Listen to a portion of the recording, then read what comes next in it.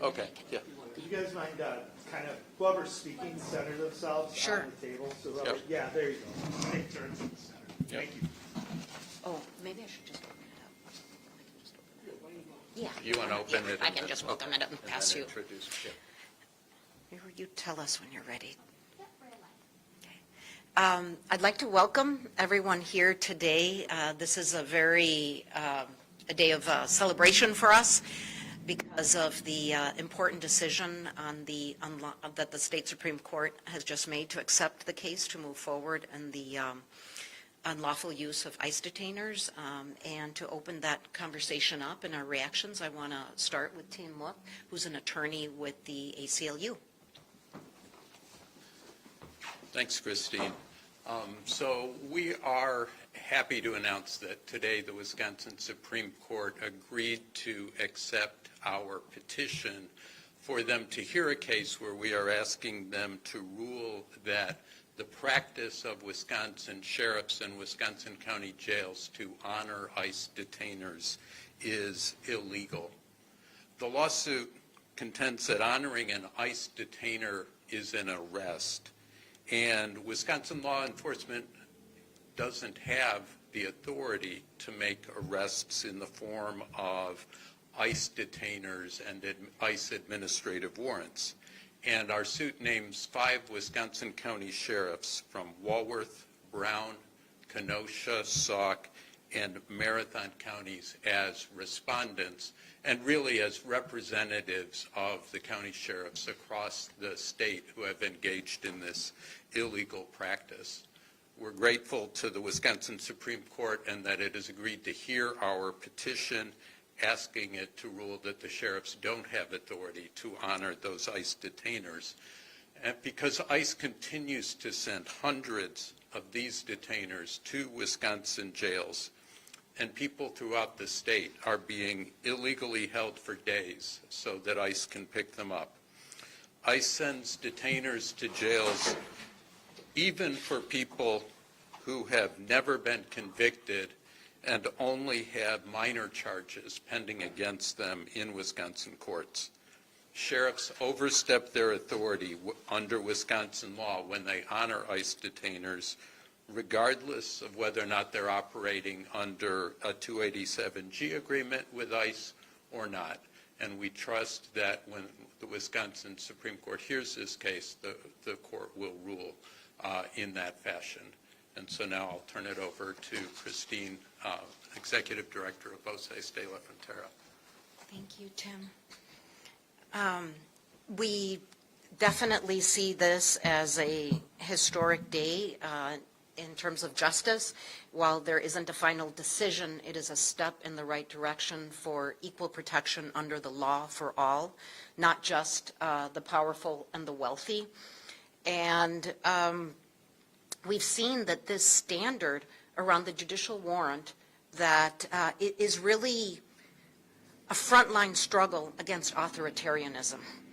And that is being expressed, whether that is people creating know your rights and protocols for their homes, for their workplace, in the public spaces, in the courtrooms, that this is really what people are defending their constitutional rights and demanding that be respected and documenting that abuse. So we are seeing this be played out, and we are grateful that the state Supreme Court is taking this up, because at this moment where we are fighting authoritarianism, we need local and state protections particularly.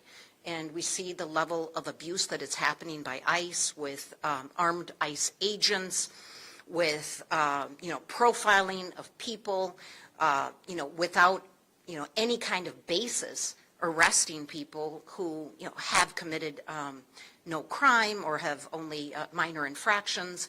And so we really see that this is, just the level of abuse is growing. And this is something that is timely, that we are grateful that the courts have recognized that this is an urgent and time-sensitive matter, and that this is going to move forward quickly. And so in Spanish, do you want us to say something now? Or do you want to take questions in English first? Let's do that. So Okay. Any questions? So you mentioned that the sheriffs in the lawsuit are not the only sheriffs in the state engaging in using and accepting these ICE detainers. Why did you pick those 5 in the lawsuit then? All 5 of those sheriffs honored detainers, or at least honored detainer at the start. We have heard that the Kenosha sheriff may have stopped honoring detainers in the time since we've filed the petition with the Supreme Court. But each one of those sheriffs was honoring a significant number of detainers. They were not necessarily the 5 highest, but they were certainly in the top 10 of offenders around the state. Okay. And the sheriffs have said that this is a deal that they have had with federal immigration agents for decades. Why bring this lawsuit forward now? The reason is simple. The incredible increase we have seen in immigration enforcement under the current Trump administration. There's been a dramatic increase. The other thing that has changed significantly with these detainers is ICE picking up people while their cases are still pending. That is, they haven't had the chance to prove their innocence in court. These are people who should have been released on bail, been able to return home to their families while they fight a criminal charge in case. But the other thing it does is it deprives victims in Wisconsin of cases to proceed through the criminal courts and to actually have that proceed. And so we've seen a significant increase in that as well. And so it's what we call at the ACLU of Wisconsin the jail to deportation pipeline, and it's time to cut that pipeline off. There's a fair amount of research in the petition. Can you give me some background as to like how long you guys have been working on this, and just give me some background on what the prep has taken? I mean, in terms of preparation for the case, we've been studying the jail to deportation pipeline at the ACLU of Wisconsin since the first Trump administration, frankly. And I know that Voces de la Frontera has also been very involved in advocating, for example, to get Milwaukee County not to honor, the sheriff not to honor ICE detainers, and to protest when members of Voces might have been held on a detainer. So both of our organizations have been involved in this struggle for a long time, and we're grateful that the Wisconsin Supreme Court will now be in a position to issue a statewide ruling on that topic. I mean, maybe the only thing to add to that is, like one of our members, who is from Green Bay, who is a grandfather, very active in his church, no criminal record, worked in landscaping. His family had a small business. He'd been here for decades. He was, because he had not shown up to court he had a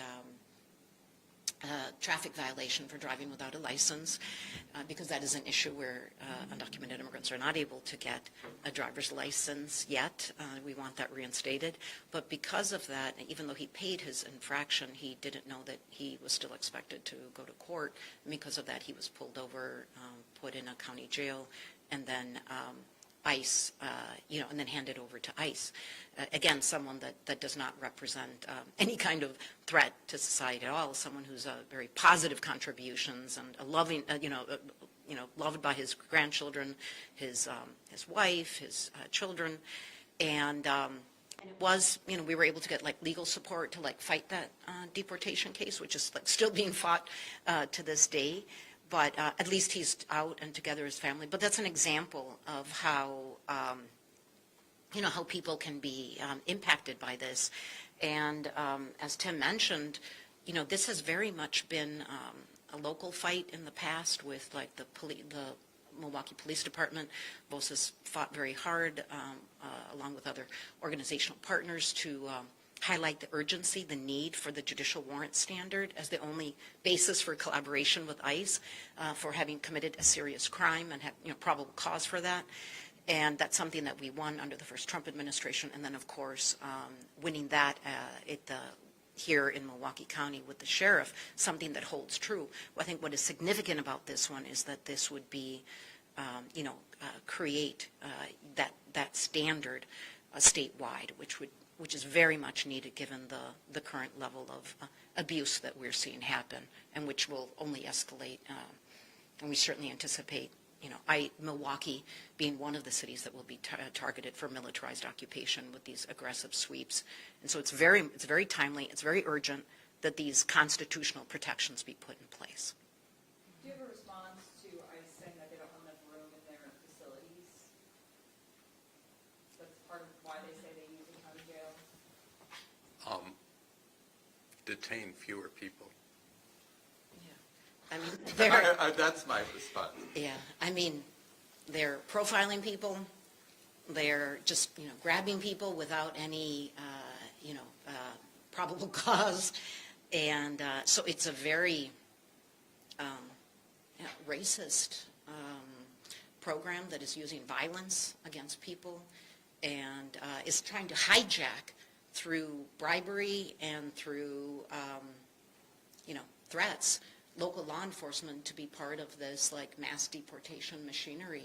And we're seeing at the local level, community come together to reject these efforts to undermine local law enforcement, which is supposed to play a public safety role, into just this like arm of deportation driven by xenophobia and racism.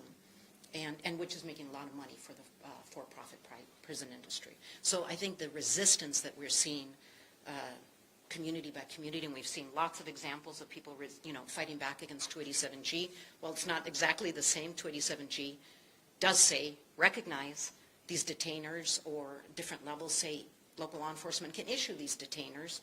And we're seeing lots of cases with like Eagle, Palmyra, Clark, Walworth, just this year alone, successfully rejecting, pushing back against those efforts, despite a lot of money being offered to these local communities, and really turning things around. So this is, resistance is happening, it's successful, it's building community, but we really do need state protections to uphold our rights.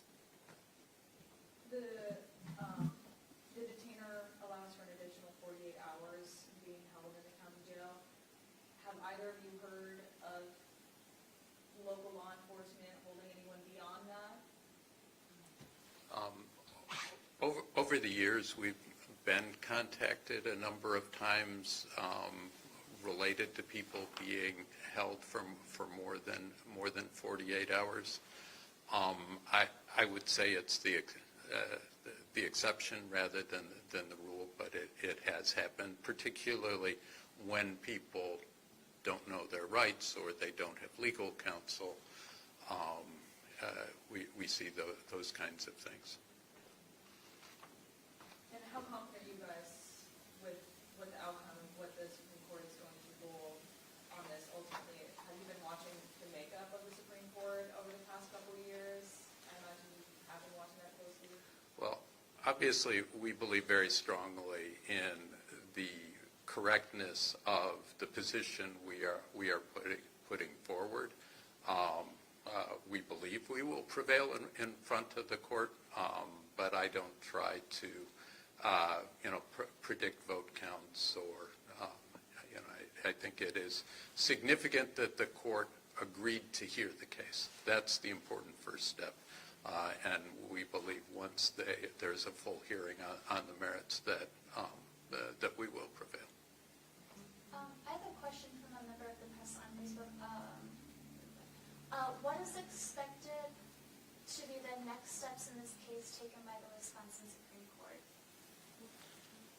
The court has asked the parties to file briefs with the court during the month of January, and then we would expect that sometime shortly after that there would be oral argument in front of the court, and then the court will issue its decision sometime following that. So I would expect a decision during the spring, I would hope.